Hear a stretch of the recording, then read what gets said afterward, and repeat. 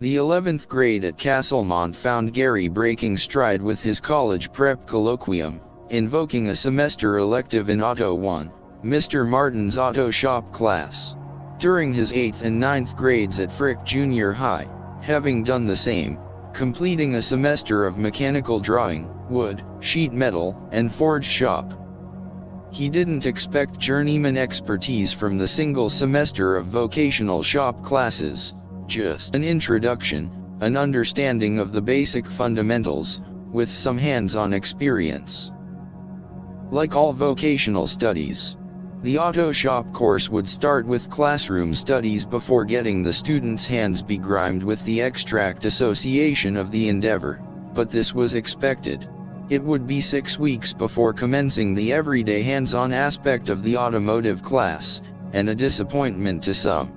The only letdown inhibited by Gary was that the transmission functions were part of a second semester's curriculum.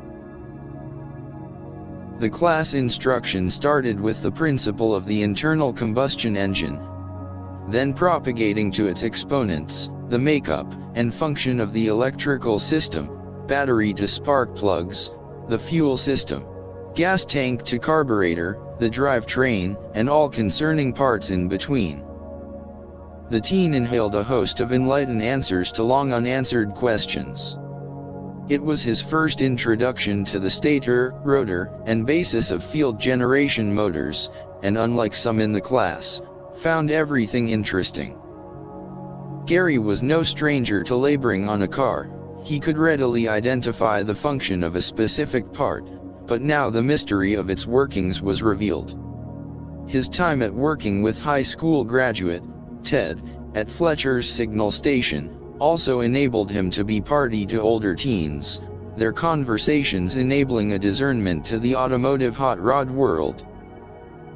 It wasn't his favorite pastime, helping Dad, but ever since the 37 DeSoto needed a rod replacement, he was elected.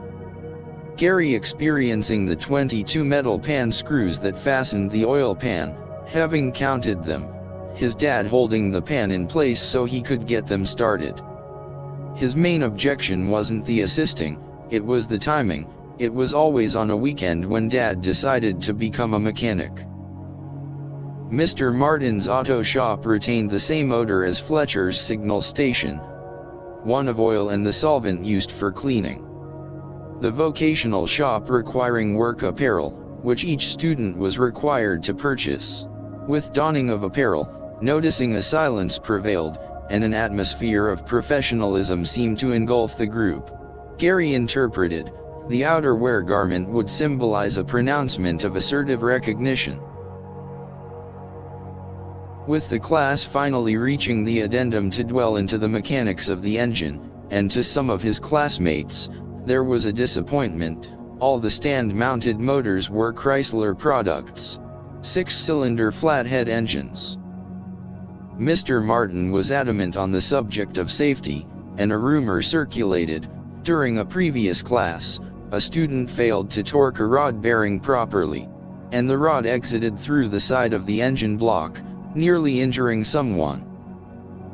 The students were paired into teams, and the instruction commenced, learning to set the timing, 5 degrees before top dead center, replacing the points in the distributor, adjusting the carburetor, and finally getting to disassemble parts of the engine, exposing cylinders and valves.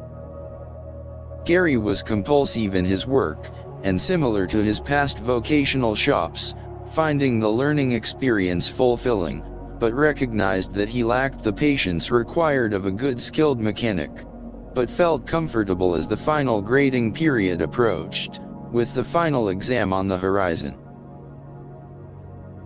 The teenager and his assistant, it was how Gary silently referred to the other half of the two-man team, having no difficulty completing the first of the 2-part final test. The first part was to pull the pan, removing the bottom half of a rod bearing cap and insert, inserting a gauging strip, replacing the cap and insert, torquing the rod nuts to the required tolerance, then removing it once again, measuring the gauging strip for correct tolerance and Torquing the bearing cap and insert. The achievement of measuring the tolerance of the insert in assembly was 50% of the test grade. The second half would be determined by the number of attempts it took for the engine to start after setting the timing and replace the removed air and fuel carburetor screws. Gary, having come to the conclusion the real test would be replacing the carburetor air and fuel adjustment screws settings good enough so the engine would start and idle. It was no surprise, the class finding that no engine started the first time. The start test grade was determined by when the engine started, if on the first try, an A+, on the second, an A, then descending down. The course completed, Gary confirmed his mechanical skills were suitable, taking 2 starts, receiving an A. A result of a little ingenuity, marking the carburetor adjustment screws and counting the number of turns when removing them. His automotive class experience provided the confidence of a measurable shade tree mechanic. Knowing that desire trumps knowledge when acquiring a skill,